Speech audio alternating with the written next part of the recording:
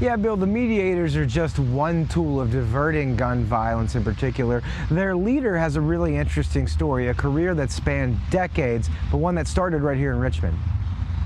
Straight out of Virginia State University. A social worker in her early 20s, helping families in Richmond's East End housing projects. I still hold a butterfly that the mothers and the children gave me as a going away gift as I was about to go to graduate school, but I never forgot my training. They trained me even though I was trained as a social worker. Dr. Gwen Andrews says that work framed the rest of her career, approaching 4 decades now. I've been in mental health 30-some years, so I understand the dynamics of what may happen in the life of an individual. But again, the empty promises will not give you what we call street credibility. Street cred is a component of her new role, heading Richmond's Community Mediator team.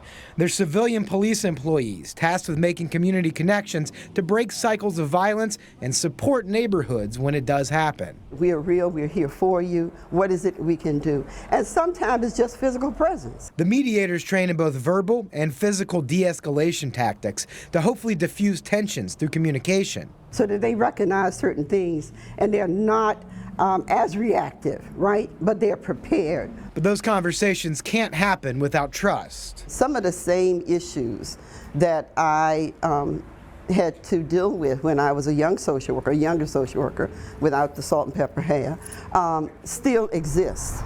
You can't ignore the myriad of contributing factors that lead to community violence, Dr. Gwen says. But the reality is they're living in poverty. They feel as though there's no hope. They feel as though no one cares about them. Meeting communities where they are and backing up that talk. Those are the solutions Dr. Gwen hears from the voices she speaks to daily and for decades. When you speak truth to power and you do what you say you're going to do, that has a strange way of changing one's heart, right? So that they too can embrace and want to do something other than pick up a gun. I just refuse to believe that this is the narrative that we're going to embrace and continue to live with. Dr. Gwen's grandmother took in her family in Baltimore when she was a child. She learned lessons of dignity and respect she says are so important now. And I know it's different with the kids now, but let me tell you, when you introduce love, compassion, consistency, and a belief that they can do more than what, oh man, it is amazing. It is amazing. Amazing indeed. If you want to contact the mediators and work with them, we have Dr. Gwen's contact information on our website, WTVR.com. In Richmond, Jake Burns, CBS 6.